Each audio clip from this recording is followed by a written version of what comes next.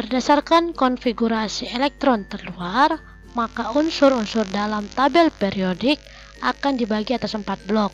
Yang pertama adalah blok S, yaitu golongan 1A dengan 2A. Merupakan unsur logam aktif kecuali hidrogen, dan untuk blok P itu golongan 3A sampai 4A yang disebut dengan golongan perwakilan ya. Kemudian golongan untuk blok D itu terdiri dari golongan 1B dengan sampai dengan 8B merupakan logam, yaitu logam transisi, dan blok F itu golongan lantanida dengan aktinida yang disebut dengan transisi dalam. Nah, untuk setiap golongan untuk menentukan periodenya diambil dari jumlah kulit yang terbesar. Nah, golongan terbagi atas dua jenis, yaitu golongan utama dengan golongan transisi. Untuk golongan utama terdiri dari blok S dan blok P. Blok S memiliki ciri-ciri konfigurasi elektron yang berakhir di S. Nah, maka untuk 1A, maka konfigurasi elektron harus berakhir di S1. Lalu kemudian untuk golongan 2A, maka konfigurasi harus berakhir di S2. Demikian juga untuk golongan blok P, ya, golongan 3A, maka harus memiliki ciri-ciri konfigurasi berakhir di S dengan di P, di mana S dan P merupakan subkulit yang terdiri dari nomor yang sama. Nah, jadi antara S dengan P berada pada kulit yang sama ya. Nah, untuk golongan ketiga maka harus berakhir pada konfigurasi S2 dengan P1. Kemudian untuk konfigurasi untuk golongan 4A, maka konfigurasi elektron harus berakhir di S2 dengan P2. Demikian hingga golongan 8A, maka konfigurasi elektron harus berakhir di S2 dengan P6. Nah, bila Anda jumlahkan S2 dengan P6 sama dengan 8. Itulah yang menentukan golongannya. Nah, untuk golongan transisi terbagi atas golongan transisi dengan transisi dalam. Untuk golongan transisi terdiri dari konfigurasi elektron harus berakhir pada S dengan D pada kulit sebelumnya. Nah, Anda lihat di sini N dikurang 1, berarti kulit di S itu lebih besar daripada kulit di D. Misalnya 3D dengan 4S.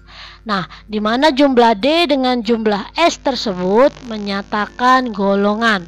Anda lihat misalnya itu golongan 3B, maka harus berakhir di konfigurasi 4S2 dengan 3D1. Ya, D lebih kecil daripada S, ya. Nah, di mana jumlah D1 ditambah S2 itu sama dengan 3. Demikian juga dengan golongan 5B. 5B itu maka harus berakhir di D3 dengan S2 ya. Nah, di mana misalnya dia berakhir di 3D3 dengan S4S2. Nah, seperti itu misalnya.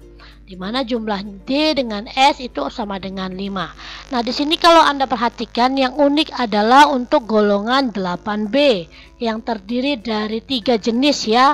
Mulai dari D sama dengan 6 dan S2 sampai dengan D sama dengan 8 dan S2. Jadi kalau Anda lihat jumlah untuk golongan 8B itu mulai dari 8, 9, dan 10 ya. Nah, itu semua adalah golongan 8B. Kemudian untuk golongan 1B maka harus berakhir di D10 dengan S2 ya. Nah, itu ya. S1. Nah, itu harus di 9 D9 ya, dengan S2, atau kan karena tidak stabil maka itu berakhir di D10 dengan S1 ya. Sudah kita pelajari tentang penyimpangan orbital D. Nah, kalau Anda jumlahkan itu jumlahnya adalah 11. Nah, maka Anda ambil angkanya yang terakhir. Oke. Kemudian Anda lihat lagi di 2B. 2B berarti di D10 dengan S2. Ya, kalau Anda lihat jumlahnya adalah 12, maka Anda ambil angka terakhirnya, angka 2, maka menyatakan 2B. Nah, untuk golongan lantanida dengan aktinida, lantanida itu harus berakhir konfigurasi elektronnya di 4F. Sedangkan aktinida itu harus berakhir di 5F.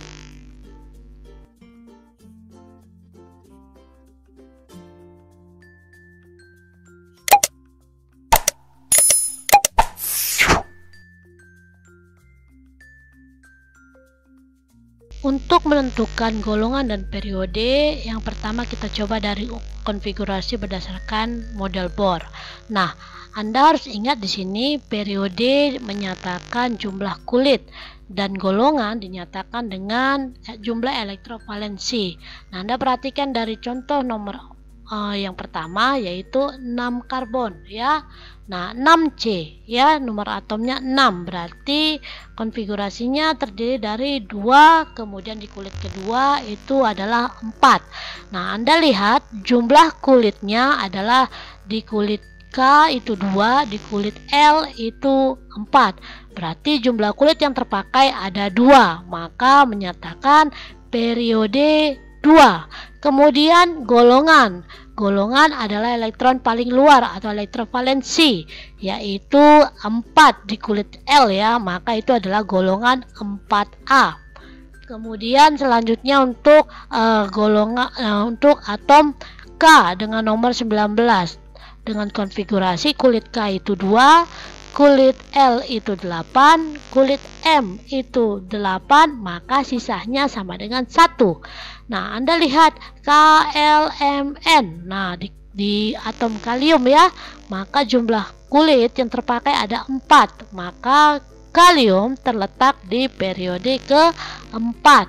Kemudian sisa elektron valensi yang paling akhir ya, itu adalah 1, maka kalium terletak di golongan 1A.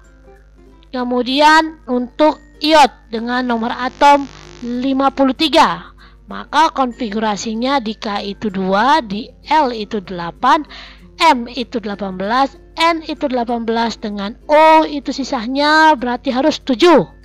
Nah, Anda lihat jumlah kulitnya yang terpakai adalah sampai dengan O, yaitu 5. Nah, sisa elektron elektron valensinya adalah 7, maka golongan 7A untuk iod ya. Kemudian yang terakhir untuk gallium dengan nomor atom 31. Maka di sana Anda lihat jumlah kulit yang terpakai adalah 4, maka periode 4. Kemudian sisa elektron paling luar berarti elektrovalensinya adalah 3, maka untuk gallium itu terletak di golongan ketiga. Oke, selanjutnya untuk menentukan periode dan golongan berdasarkan konfigurasi mekanika kuantum, maka periode diambil dari bilangan kuantum atau bilangan kuantum utama atau N yang terbesar dalam suatu konfigurasi elektron dari suatu atom. Nah, di sini saya punya 2 contoh ya. Nah, kalau Anda lihat di sini kalsium dengan nomor atom 20, maka konfigurasi elektronnya adalah 1s2, 2s2, 2p6, 3s2, 3p6, dan 4s2. Nah, jadi kalau kita total seluruh angka yang di atas 226262, maka jumlahnya sama dengan 20. Nah, kita lihat di situ ada angka 1, angka 2, dan angka 3, dan angka 4. Nah, bilangan kuantum utamanya yang paling besar adalah 4, maka kalsium terletak di periode keempat. Nah, kemudian Anda ingat tadi bahwa ini berakhir di konfigurasi elektronnya berakhir di S. Nah, maka dia akan berada di blok S ya. Nah, kita lihat dia berakhir di 4S2, berarti berakhir di S2. Semua yang berakhir di S2 maka termasuk ke dalam golongan 2A. Oke ya. Nah, sekarang kita lihat lagi contoh berikutnya. Contoh berikutnya Cl dengan nomor atom 17. Maka konfigurasinya 1S2, 2S2, 2P6, 3S2, dan 3P5. Kalau Anda total seluruh angka yang di atas, maka jumlahnya sama dengan 17. Anda lihat bilangan kuantum utama yang terbesar itu antara 1, 2, dan 3. Berarti yang terbesar adalah 3. Nah, kemudian Anda lihat itu berakhir konfigurasi elektron dari Cl berakhir di P. Nah, Anda lihat kalau dia berakhir di P maka akan berakhir di S dengan P yang sama. Tadi sudah kita jelaskan ya. Nah, kalau demikian berarti Cl akan terletak di blok P. Nah, untuk blok P maka untuk menentukan golongannya adalah jumlah S dengan jumlah P di kulit yang paling akhir yang sama ya. Nah, kita lihat di situ ada 3S2 dengan 3P5. Nah, S2 dengan P5 kita jumlah sama dengan 7. Maka Cl akan terletak di golongan 7A. Nah, ini tadi ya. Kalau dia jumlahnya sama dengan 7 maka dia golongan 7. Nah, kemudian untuk golongan blok D, nah Anda lihat ya itu jumlahnya S dengan D. Berarti sudah dijelaskan kalau dia jumlahnya sama dengan 11 maka dia golongan 1B.